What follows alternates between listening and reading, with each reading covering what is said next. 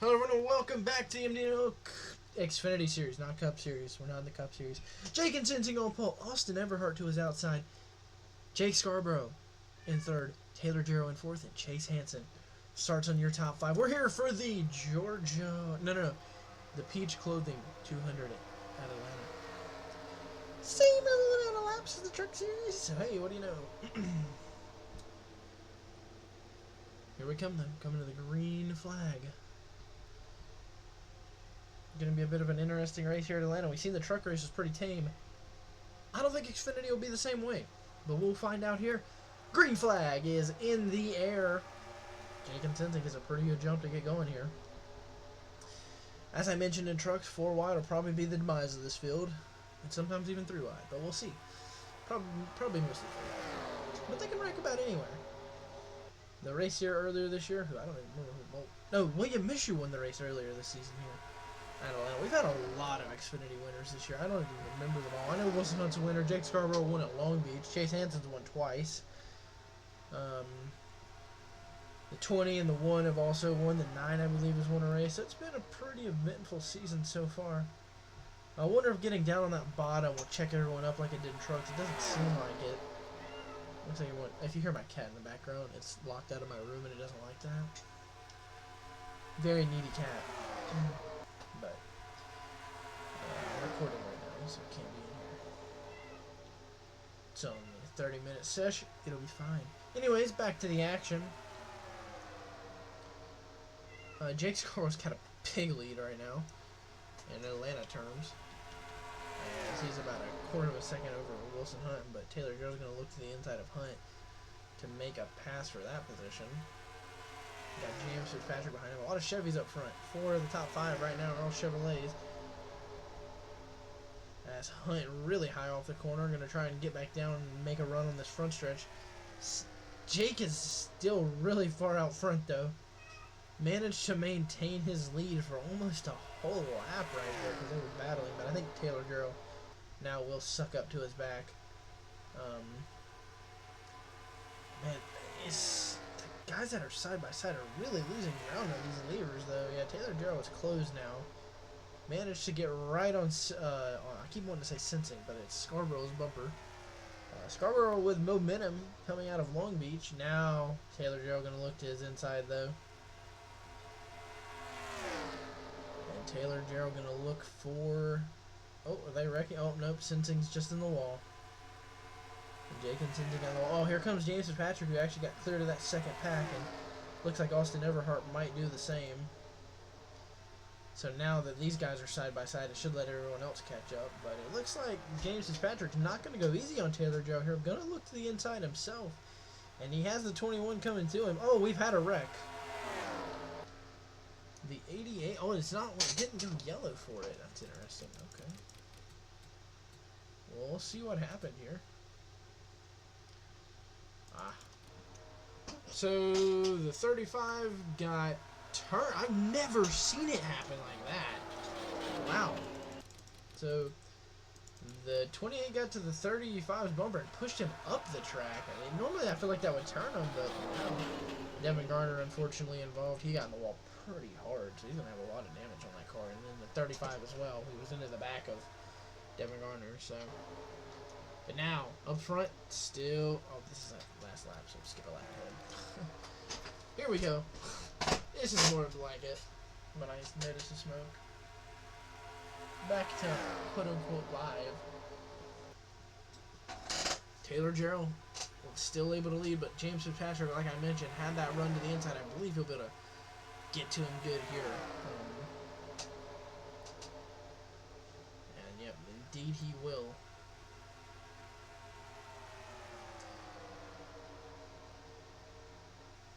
So yeah, like I mentioned too, the rest of this pack has caught up with the field now. And we've made it 7 laps out of yellow, similar like what we did in trucks, but it's kind of surprising. Normally these guys wreck pretty early on here. Based off our previous races, they wrecked a ton in the spring, but it looks like these guys don't want to tear up a bunch of equipment. And hey, if they go a whole race without bringing out a yellow, that would be great. I mean, I'm not going to complain, that's for sure. But man, look at that. Jack Seacrest sneaking to the bottom of Jake Scarborough there, and the 21 of Austin Everhart got the wall there.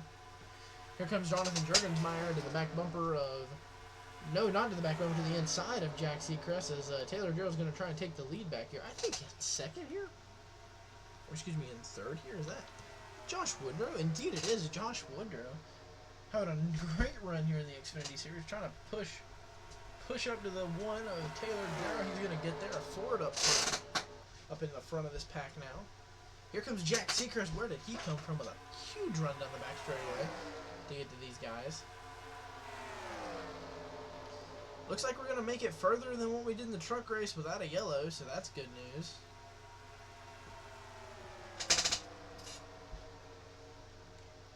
As Jack Seacrest going to look to the inside of Josh Woodrow for second now. Taylor Jarrell continues to lead. Oh, yellow is finally out, so he only made it a little further. Oh, TJ Lauder, who I believe finished pretty good here earlier in the season, if I'm not mistaken. 4 wide. That's exactly what happened. Fortunately, it was toward the back of the pack. It wasn't really 4 wide, but it was pretty close, and 2 teammates get into it. Actually, I think 3. No, it was 2 teammates. Get into each other pretty good here. And the 61... all Toyota teammates, if you want to lump that all together. It's an interesting little... It's just interesting that things play out like this. Squeeze and then into the wall they go. And the 61 took a pretty hard hit too, and the 54 coming down the track. He get hit twice? He may have got hit twice. At this point, yeah, he gets into the wall. Oh, he hits the 61, and then he comes back down and also clips the 07. So 07 should be fine. I don't see much damage on that car, but Taylor Jarrell will lead the field back to the green as long as they don't pit when we come back here, so that should be something to look out for. Coming back to the green this lap, Taylor Jarrell is your leader still. And through the restart zone we go. Taylor Jarrell will lead the field back to green here at Atlanta. Got a great run through the restart zone. Is out about a 5 car lengths lead right now. More like 3, but nonetheless, still out front.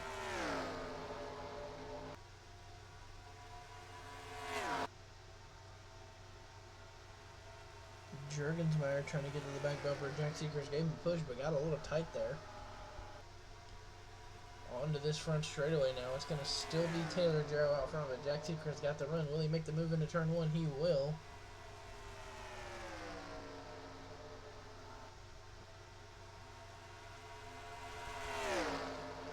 Side by side, even down this back straightaway now. Jurgensmeyer going to get right to the back bumper of Jack Seacrest. Can't quite get to the inside of him though, as Seacrest takes the lead firmly.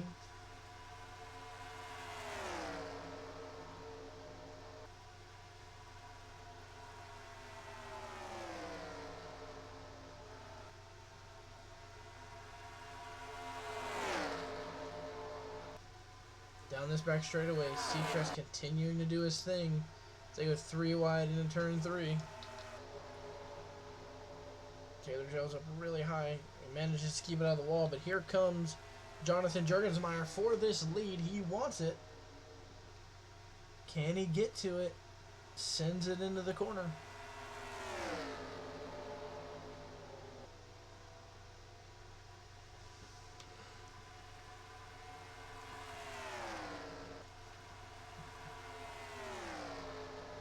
Jurgensmeyer now out front.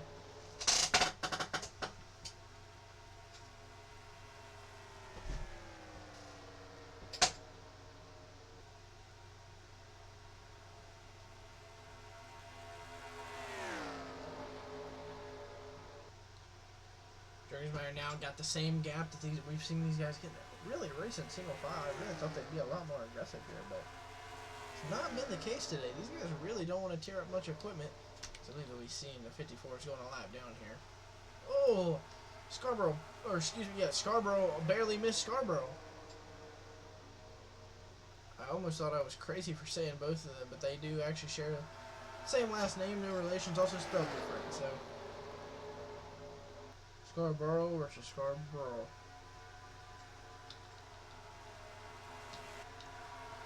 This is going to separate the two packs.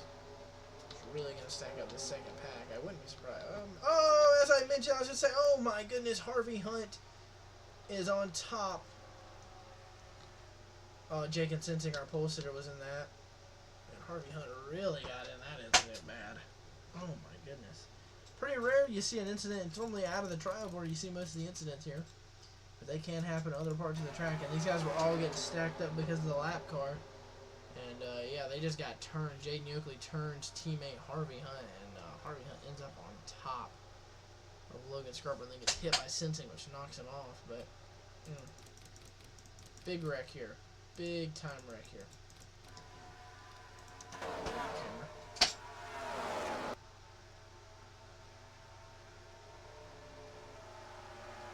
Good time right there. All a bunch of teammates coming together here. Man, they're gonna ride to the top of that 54 for a minute.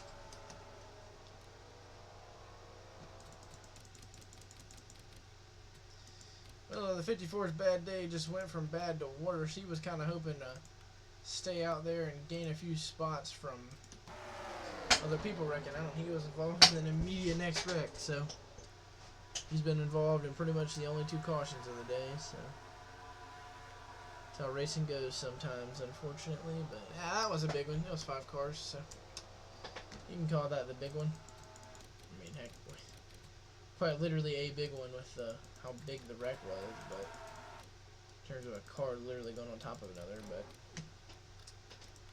hey, that can be Atlanta for you. I guess let's go on board with the 68. Why not, right?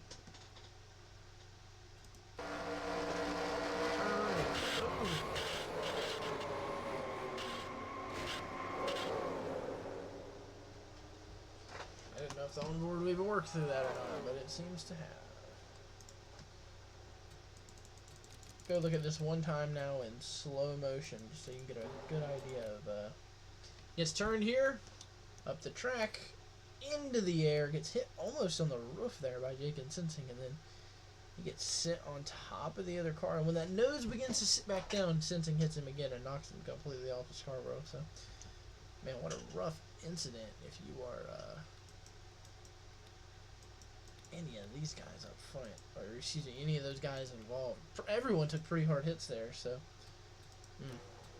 But it's Jonathan Jurgensmeyer out front.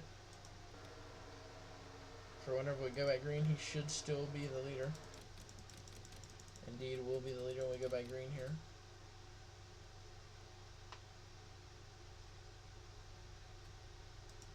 As off of turn 4. Jonathan Jurgensmeyer is going to lead the field back to green here. Dylan Thomas in second, Taylor Gerald in third, Alvin Tompkins in fourth. A lot of teammates right there behind Jurgensmeyer. 3 in a row, in fact. And right behind them is James Fitzpatrick. And speaking of the teammates, here they come. Here comes Dylan Thomas, at least. A bunch of DTM cars up in the front here right now.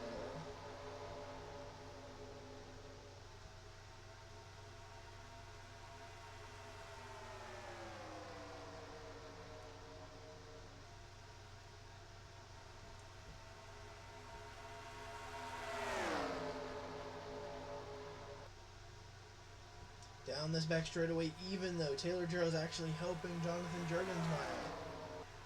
Not able to do so into 3, though. Jurgensmeyer gets super tight. Here comes James Fitzpatrick. Taylor Gerald going to leave Jurgensmeyer out there, going to get lined back up with his teammates, and will do just that. Great run through the middle line of the track there. Going to get right up there. 1, 2, 3 now for DTM. What a run for these guys. They're way out front here now.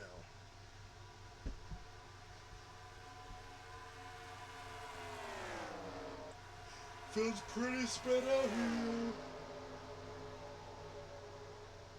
Man, Jake Scarborough could not make that bottom line work there in the 3 and 4. It falls back quite a bit. It's Logan Cribb and Jonathan Jurgensmeyer side by side now. as Jurgenmeyer keeps slipping back on this high lane. Thomas continues to lead out front. Oh, I'm yawning. I'm tired. I had to work earlier. I'm really tired. Didn't take my normal afternoon nap, so I'm sleepy. Looking like it's going to be through out again, but it's going to be Scarborough going to the inside of Jonathan Jurgensmeyer. Able to... I was going to say he was able to make that inside line work, but not really. Just too tight there for Jake Scarborough. Maybe it's because he had no help, but couldn't quite make that bottom line work. And here comes Wilson Hunt on the bottom of his teammate Jack Seacrest.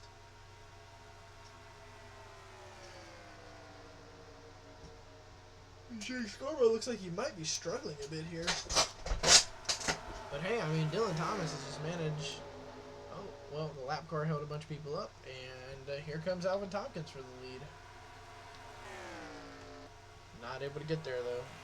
But that's going to cost Taylor Joe. He's going to slip back a bit. The two DTM cars are now 1-2 out front.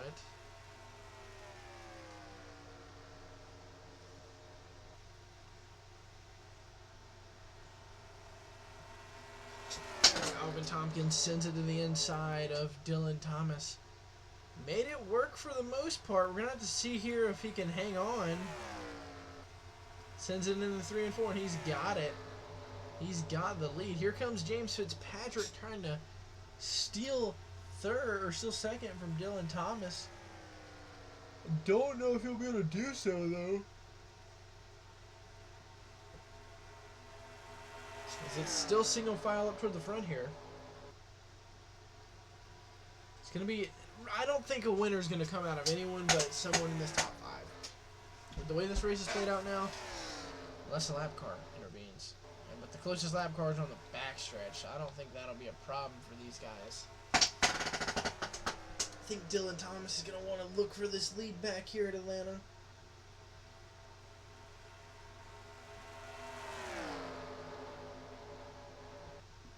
Yep, going to the inside of his teammate here into turn 3. Looked at it, and was like, I think I can make that move, and he's going to do so. That's going to open the door for James Fitzpatrick to go to the inside here. Side by side for second now, as Dylan Thomas will lead this lap. But James Fitzpatrick might go for the lead as well, and he's going to send it in there. Send it in on Dylan Thomas, but got pretty tight mid-corner. Alvin Tompkins going to be able to side draft to James Fitzpatrick and maybe able to get back to his outside. May actually clear. Yeah, the teammates working together. Almost may work, but James Fitzpatrick's going to send it into 3, not letting Alvin Tompkins clear, but gets tight again, and I believe Tompkins, once again, going to make that outside line work magic for him, but Fitzpatrick hanging on. He's going to enter low again. He's going to almost get into Alvin Tompkins. This time, too tight. Can't send it in far enough, and well, unfortunately, that's not going to work out for James Fitzpatrick. He's going to slip back now, and Logan Cribb is going to actually get by him. It's going to be a battle between these top 2 now, I think, coming to 4 laps to go here. Can Alvin Tompkins get a run on his teammate? Can Logan Cribb have anything to say about this? Looks like the 16 machine might be getting a little too tight here late race. Oh, here comes Alvin Tompkins. He's going to make the move for the lead.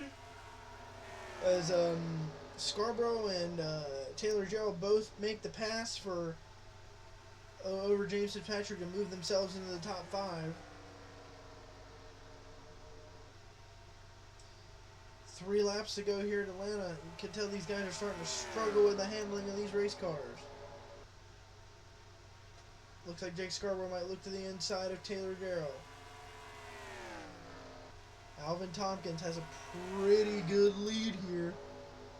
Doesn't look like Dylan Thomas is going to be able to build enough of a run to make the move back. Here we go. I could be wrong though. Thomas is now looking. I don't think Logan Cribb can get there. Doesn't seem to have the car. Down the back straightaway. A lap and a half to go.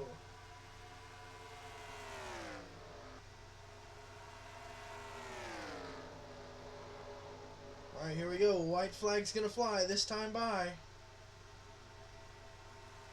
There it is, white flag. Thomas got the run. He's going to make the move. Sends it in on his teammate. They're going to be side by side down the back straightaway. Oh, this is going to be close at the line, I think. It really depends on if Thomas can stay there down this back straight. He does. He's going to send it through 3 and 4. Off the final corner, it's going to be Dylan Thomas is going to win it at Atlanta. I think the 20 may have gotten second. Man, that was close for second. Tompkins tried really hard to hang on to it on that outside line, and it cost him off of 4 a lot. Go to the line here and just look at how close second was. That much determined P2 right there, but let's not take away from Dylan Thomas getting the win over his teammate. So it's Dylan Thomas who wins. Logan Cribb in second. Oh, I'm having a brain fart. Oh, Alvin Tompkins in third. Jake Scarborough in fourth. Tanner Taylor fifth. Wilson Hunt in sixth. James Fitzpatrick falls back to seventh. Jonathan Jergensmeyer eighth. Ninth goes to Jack Seacrest, and 10th goes to Landon Spivey. Well, I hope you guys enjoyed, and I'll see you in the next one. Peace out.